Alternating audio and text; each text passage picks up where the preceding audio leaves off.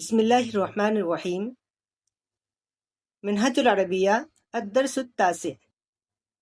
منہج العربیہ کے اس 9ویں سبق کے اندر جو خاص بات ہے وہ ہے متضاد الفاظ کا استعمال، اسی طرح حرف عطف واو کا استعمال، لفظ مشغول کا استعمال حرف جر با کے ساتھ میں۔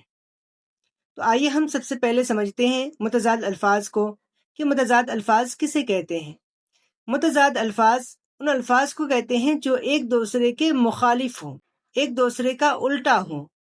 جیسے طویل، طویل کے معنی ہے لمبا، لمبا کا مخالف کیا ہے؟ پست قد یعنی قصیر۔ تو طویل کا جو مخالف لفظ ہے وہ ہے قصیر۔ اسی طرح سمین، سمین کے معنی ہے موٹا، اس کا مخالف جو لفظ ہے وہ ہے ہزیل، ہزیل کے معنی دبلا پتلا۔ جالسن، جالسن کے معنی بیٹھا ہوا، اور واقفن، واقفن کے معنی کھڑا ہوا۔ تو دیکھیے یہاں پہ ایک طرف الفاظ وہ ہیں جو دوسری طرف سے مخالف ہیں، تو ان الفاظ کو متضاد الفاظ کہتے ہیں۔ اسی طرح اس سبق کے اندر حرف عاطفہ میں سے حرف عطف واو کا استعمال ہوا ہے۔ لفظ واو جو حرف عطف میں سے ہے، یہ دو لفظ کو یا دو جملوں کو جوڑنے کے لیے آتا ہے، ایک ہی سینٹینس میں کرنے کے لیے آتا ہے۔ جیسے ہم اردو میں کہتے ہیں تم اچھے ہو اور میں بھی اچھا ہوں، تو بیچ میں جو لفظ اور لے کے آئے، یہ دونوں سینٹینس کو ملانے کے لیے آئے، جوڑنے کے لیے لے کے آئے۔ تو عربی کے اندر بھی حروف عطف میں سے واو کا استعمال اسی کام کے لیے ہوتا ہے۔ جیسے انا مسلمون و انت مسلمون، میں مسلمان ہوں اور آپ مسلمان ہیں۔ تو یہاں پر واو کس کے لیے آیا ہے؟ دو جملوں کو جوڑنے کے لیے آیا ہے۔ مشغولیت کا اظہار کرنے کے لیے کسی چیز کے ساتھ میں ہم لفظ مشغول کا استعمال کرتے ہیں، اور جس چیز کے ساتھ میں ہم مشغول ہیں اس کے ساتھ میں ہم لفظ با کا استعمال کرتے ہیں جو حرف جر میں سے ہے۔ جیسے ہم کہتے ہیں انا مشغول بالقراءۃ، میں مشغول ہوں پڑھنے میں۔ انت مشغول باللعب، آپ کھیلنے میں مشغول ہیں۔ انت مشغول بالکتابۃ، آپ لکھنے میں مصروف ہیں، لکھنے میں مشغول ہیں۔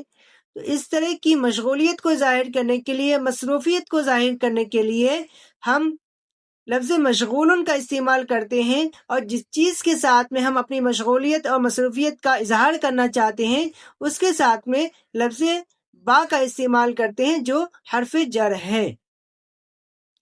آگے آئیے، اس سبق کے اندر لفظ ایزن کا بھی استعمال ہوا ہے۔ ایزن کے معنی بھی، جیسے ہم کہتے ہیں انا مہندس وانت مہندس ایزن، میں انجینئر ہوں اور آپ بھی انجینئر ہیں۔ تو اس میں لفظ ایزن کا جو استعمال ہوا ہے اس کے معنی ہے بھی۔ اسی طرح اس سبق کے اندر لفظ جیدن کا بھی استعمال ہوا ہے۔ لفظ جیدن کے معنی ماہر، اچھا۔ جیسے ہم کہتے ہیں انا جید فی القراءۃ، میں پڑھنے میں ماہر ہوں، میں پڑھنے میں اچھا ہوں۔ انت جید فی اللعب، آپ کھیلنے میں ماہر ہیں، کھیلنے میں اچھا ہیں۔ تو اس طرح کے جملے بنانے کے لیے ہم لفظ جیدن کا استعمال کریں گے۔ تو ہم کسی خاص چیز کے ساتھ میں اپنی مہارت کو ظاہر کرنا چاہتے ہیں تو اس وقت لفظ جیدن کا استعمال کریں گے۔ تو آئیے اب ہم سبق کو شروع کرتے ہیں۔ انا ولدن، ولدن کے معنی لڑکا، انا کے معنی میں، انا ولدن میں لڑکا ہوں۔ انت ولدن آپ لڑکے ہو یا تم لڑکے ہو۔ انا قصیر میں پست قد ہوں۔ انت طویل تم لمبے ہو۔ دیکھیے یہاں پہ قصیر کیا ہے؟ پست قد، اس کا اپوزٹ مخالف کیا ہے؟ طویل، طویل کے معنی لمبا۔ انا سمین میں موٹا ہوں۔ انت حزیل تم دبلے ہو، کمزور ہو. انا جالس علی الکرسی میں کرسی پر بیٹھا ہوں. وانت واقف علی الارض اور تم زمین پر کھڑے ہو. انا مشغول بالقراءۃ میں پڑھنے میں مصروف ہوں. وانت مشغول باللعب اور تم کھیلنے میں مصروف ہو. انا مسلم وانت ایضا مسلم میں مسلمان ہوں اور تم بھی مسلمان ہو. دیکھیے یہاں پر لفظ ایضاً کا استعمال ہوا ہے جس کے معنی ہے بھی. انا مشغول بالقراءۃ وانت مشغول باللعب میں پڑھنے میں مشغول ہوں، میں پڑھنے میں مصروف ہوں اور تم کھیلنے میں مشغول ہو، تم کھیلنے میں مصروف ہو. مشغول کے معنی مشغول بھی کر سکتے ہیں اور مصروف بھی کر سکتے ہیں. ھذا جید فی القراءۃ یہ پڑھنے میں اچھا ہے. وذالک جید فی اللعب اور وہ کھیلنے میں اچھا ہے. آگے کچھ سوالات ہیں، ان سوالات کا ہمیں ترجمہ کرنا ہے اور ان کے جوابات بھی بنانے ہیں اور جوابات کا بھی ترجمہ کرنے ہیں. تو آئیے ہم اس کو دیکھتے ہیں. سب سے پہلا ہے من انت. آپ سے کوئی پوچھ رہا ہے من انت، جواب دیں گے انا ولد میں لڑکا ہوں. هل انت سمین کیا تم موٹے ہو؟ اگر موٹے ہیں تو نام کے ساتھ میں جواب دیں گے نعم انا سمین.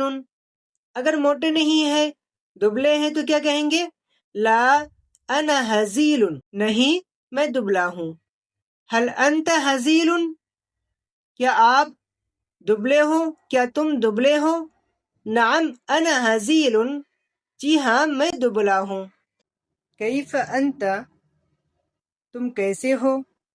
انا طیب میں ٹھیک ہوں. هل انت مسلم کیا تم مسلمان ہو؟ نعم انا مسلم ہاں میں مسلمان ہوں. هل للہ حمد هل کیا للہ اللہ کے لیے حمد تعریف ہے، کیا اللہ کے لیے تعریف ہے؟ نعم للہ حمد ہاں اللہ تعالی کے لیے تعریف ہے. اللہ تعریف والا ہے یہ بھی کر سکتے ہیں، اللہ کے لیے تعریف ہے یہ بھی کر سکتے ہیں. کیف ہوا وہ کیسا ہے، ہوا طیب وہ ٹھیک ہے، وہ اچھا ہے. هل انت جید فی اللعب کیا آپ یا کیا تم کھیلنے میں اچھے ہو؟ نعم انا جید فی اللعب ہاں میں کھیلنے میں اچھا ہوں. این الاستاذ استاد کہاں ہے؟ الاستاذ جالس علی الکرسی استاد کرسی پر بیٹھے ہیں. اب ہم آگے جو تمرین دیا گیا ہے اس کو پڑھیں گے، اس کو سمجھیں گے. تمرین میں ہمیشہ یہی کہتا ہوں کہ آپ تمرین کو خود سے حل کرنے کی کوشش کریں. تمرین کا مطلب ہی ہے کہ آپ نے جو سبق میں پڑھا ہے، جو سمجھا ہے، اس کے اعتبار سے آپ تمرین کو کر سکیں. تو تمرین کو آپ خود سے کریں، اس کے بعد پھر سلائیڈ سے ملا لیں کہ آپ نے صحیح بنایا ہے یا نہیں بنایا ہے. وہ لکھنے میں اچھا ہے. ہوا جید فی الکتابۃ میں لمبا ہوں پست قد نہیں. انا طویل لا قصیر اسلام دین ہے. الاسلام دین تم کھیل میں اچھے ہو. انت جید فی اللعب پانی وضو کے لیے ضروری ہے. الماء ضروری للوضوء اس سے پہلے بھی اس طرح کے سینٹینس گزر چکے ہیں. وہ عمل کے لیے ہے. ہوا للعمل تم پڑھنے میں اچھے ہو. انت جید فی القراءۃ علم بھی مفید ہے اور کھیل بھی مفید ہے. العلم مفید ایضا واللعب مفید ایضا اسلام کیا ہے؟ مل اسلام وہ دبلا ہے موٹا نہیں. ہوا ہزیل لا سمین مسجد عبادت کے لیے ہے نہ کہ کھیل کے لیے. المسجد للعبادت لا للعب. عالم کے لیے عزت ہے، للعالم عزت. تم لکھنے میں کیسے ہو؟ کیف انت فی الکتابت. عمل اسلام کے لیے ضروری ہے، العمل ضروری للاسلام. جاہل کے لیے ذلت ہے، للجاہل ذلت. للجاہل کے معنی جاہل کے لیے ذلت ذلت ہے.